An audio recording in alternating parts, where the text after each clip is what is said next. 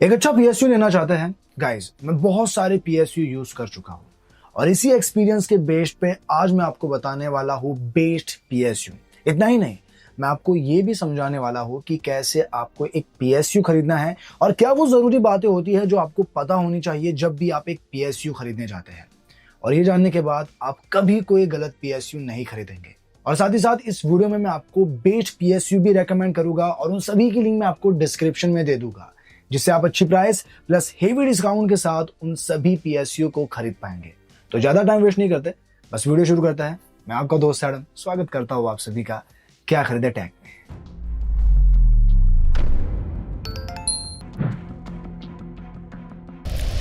तो देखिए, सबसे पहले तो वो इंपॉर्टेंट पॉइंट्स मैं आपको बता देता हूं जो आपको पता होने चाहिए जब भी आप एक पीएसयू खरीदने जाते हैं। वैसे अगर आपको सीधा प्रोडक्ट पर भी जाना है, मैंने टाइम स्टैम्प दिया हुआ है, लेकिन अगर आप अच्छे से समझना चाहते हैं तो इसे पूरा देखिए। तो चलिए पॉइंट्स बता देता हूं। Point number 1, voltage. अब देखिए, कितनी वोल्टेज का पीएसयू ले रहे हैं ये बहुत ही जरूरी है। अब जैसे अगर आप पीएसयू कम वोल्टेज का लेते हैं तो इससे या तो आपका पीसी हैंग हो सकता है या फिर क्रैश हो सकता है। अगर ज्यादा वोल्टेज का ले रहे हो तो इससे ओवरकिल होगा और पैसे बर्बाद होंगे। इसीलिए आपको सही वोल्टेज में ही पीएसयू लेना है। तो इसके लिए आपको सबसे पहले करना क्या है, आपको सारे पीसी के कंपोनेंट्स की टोटल वोल्टेज को कैलकुलेट करना है। जैसे आपका CPU, GPU, motherboard, RAM, storage. और ये आप कैसे करेंगे, आपको ऑनलाइन एमएसआई पीएसयू कैलकुलेटर या कूलर मास्टर सर्च करके जितने भी कंपोनेंट्स के मॉडल है बस उन्हें चूज करना है। ये कैलकुलेटर खुद ब खुद कैलकुलेट करके टोटल वोल्टेज बता देगा। अब देखिए, मेरी माने तो जब आप एक पीएसयू खरीदने जाए तो 20 से 30% ज्यादा वोल्टेज वाला ही ले।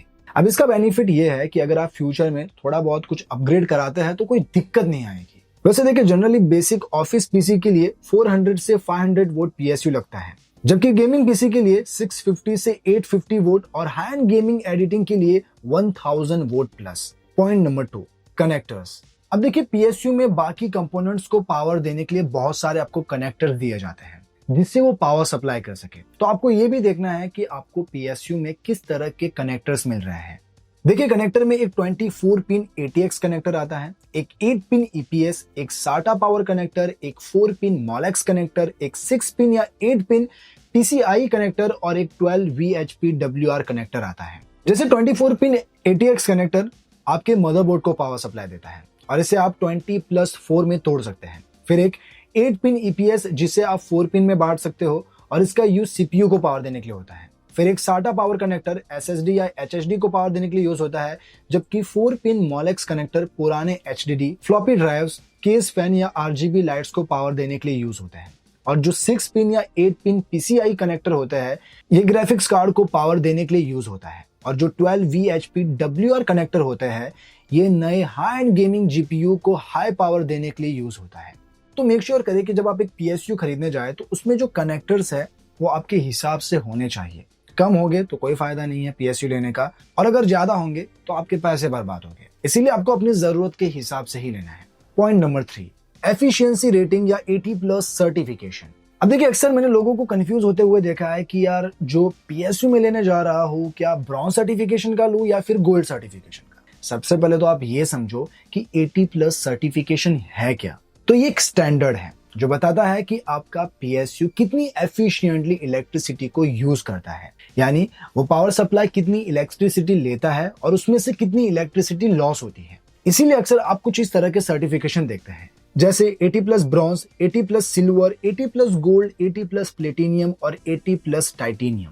अब सिंपली इसका मतलब ये होता है कि ये सर्टिफिकेशन की रेटिंग जितनी हायर होगी एनर्जी लॉस उतनी ही कम होगी और आपके कंपोनेंट्स को प्रॉपर तरीके से पावर मिलेगी। तो बेसिक यूज के लिए ले रहे हो 18+ ब्रॉन्ज बेस्ट है, लेकिन अगर आप हाई एंड गेमिंग कर रहे हो तो आपको 80+ गोल्ड या उससे ज्यादा के जितने भी सर्टिफिकेशन है वो वाले लेने हैं। Point number 4, modular versus non modular.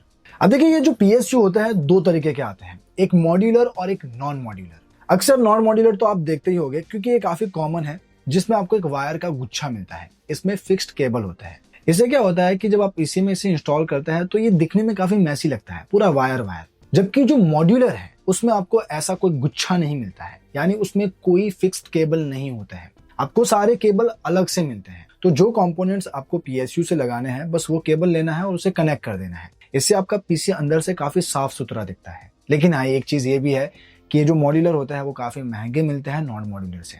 अब देखो कुछ पीएसयू सेमी मॉड्यूलर के भी आता है जिसमें आपको कुछ फिक्स्ड वायर मिलता है और कुछ सेपरेट मिलता है। Point number 5, protection and features. अब पीएसयू लेते वक्त सेफ्टी फीचर में over power protection, over voltage, under voltage, short circuit और ओवर टेम्परेचर जैसे सेफ्टी फीचर्स देखने हैं ताकि आपका पीएसयू सेफ रहे। तो बस ये कुछ पॉइंट्स है जो मैंने आपको अच्छे से समझा दिए हैं और आप अच्छे से समझ भी गए होंगे आई होप। अब मैं आपको बताता हूँ कि वो कौन से बेस्ट पीएसयू है जो आप अपने लिए खरीद सकते हैं। तो अगर आपका बजट टाइट है और आपको बेसिक यूज के लिए पीएसयू चाहिए जैसे इंटरनेट या ब्राउजिंग के लिए या फिर ऑफिस यूज के लिए, तो मैं आपको एंट वैल्यू इको 400 और एंट eSports VS400L सजेस्ट करूंगा। अब देखिए एंट वैल्यू इको 400 आपको 400 वोल्ट से 500 वोल्ट तक की पावर में मिल जाएगा। अब देखिए अगर आप अलग से ग्राफिक्स कार्ड नहीं लगाते हैं और आपको सिर्फ बेसिक यूज के लिए चाहिए जैसे ब्राउजिंग करनी हो या फिर ऑफिस यूज के लिए, आप इसे ले सकते हैं। जबकि एंट eSports VS400L आपको 400 की पावर से लेकर 700 तक की पावर में मिल जाएगा। 400 पावर में आपको PCI पिन कनेक्टर नहीं मिलेगा, लेकिन जो बाकी के हायर वेरिएंट है उसमें आपको PCI कनेक्टर मिल जाता है। अब देखिए सिंपली आपको करना क्या है, बेसिक यूज के लिए ले रहे हो तो आपको एंट इको 400 लेना है या फिर एंट eSports 400 वोल्ट का लेना है। अब अगर आपको लगता है कि PCI कनेक्टर की आपको जरूरत है तो जो बाकी के वेरिएंट है वो आप ले सकते हैं, स्पेसिफिकली एंट eSports में। तो देखिए इन दोनों में से किसी पर भी 80+ सर्टिफिकेशन मेंशन नहीं है। बजट टाइट है, बेसिक यूज के लिए लेना चाहते हैं या फिर आपको कम बजट में PCI कनेक्टर भी चाहिए तो आप इन्हें ले सकते हैं और इन सभी पर आपको 2 साल की वारंटी भी मिल जाएगी। अब अगर आपको ब्रॉन्ज सर्टिफाइड चाहिए तो आप एंट eSports 80+ ब्रॉन्ज सर्टिफाइड PSU ले सकते हैं जो आपको वोट में 550 वोट से 650, 750 और 850 तक की पावर में मिल जाएगा। यह हाईली सिक्योर्ड है क्योंकि इसमें आपको अच्छी प्रोटेक्शन भी मिल जाती है और इन सभी वेरिएंट में आपको PCI कनेक्टर भी मिल जाता है और ब्रॉन्ज सर्टिफाइड होने के साथ साथ इसमें आपको 3 साल की वारंटी भी मिल जाती है। तो जो भी आप लेना चाहे लिंक आपको डिस्क्रिप्शन में मिल जाएगी। अब बढ़ते हैं नेक्स्ट प्रोडक्ट की ओर। तो इस लिस्ट में सेकंड नंबर पर है Zebronic पावर सप्लाई। अब देखिए अगर आपका बजट टाइट है तो आप Zebronics के भी PSU ले सकते हैं। जैसे अगर आप बेसिक यूज के लिए लेना चाहते हैं तो इसमें 450 वोल्ट का एक PSU आता है जिसमें आपको PCI का कनेक्टर तो नहीं मिलता है लेकिन बेसिक यूज के लिए सफिशिएंट है। इसमें और 2 वेरिएंट है 500 और 600 जिसमें आपको कलर ऑप्शन के साथ साथ RGB लाइट इफेक्ट भी मिलती है। तो आपको कुछ इस तरह का चाहिए आप इसे ले सकते हैं, सभी की लिंक डिस्क्रिप्शन में मिल जाएगी।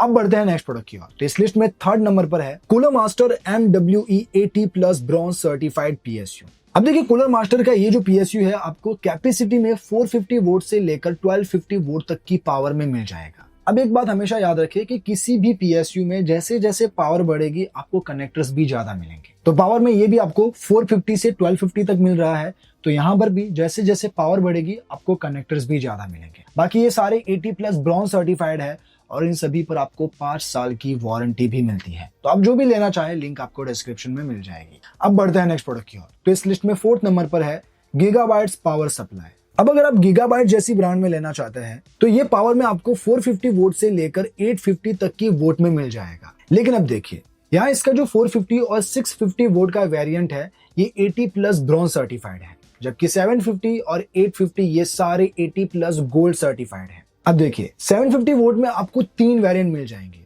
एक GP P750GM, फिर एक GP AP750GM और एक GP G750H। अब जो फर्स्ट वाला GP P750GM है वो स्टैंडर्ड गीगाबाइट सीरीज का है और फुल्ली मॉड्यूलर है और 80+ गोल्ड सर्टिफाइड भी है, जबकि जो दूसरा है GP AP750GM गेमिंग फोकस्ड है और थर्ड वाला GP G750H नॉन मॉड्यूलर है लेकिन वो 80+ गोल्ड ही है। बाकी हाई कैपेसिटी में GP AP850GM है, वो भी गेमिंग फोकस्ड है और मॉड्यूलर भी है। और रही बात वारंटी की तो GP AP850GM और GP AP750GM पर आपको 10 साल की वारंटी मिल जाएगी, बाकी वेरिएंट पर आपको 5 साल की। अब बढ़ते हैं आखिरी प्रोडक्ट की ओर। तो इस लिस्ट में 5th नंबर पर है MSI पावर सप्लाई।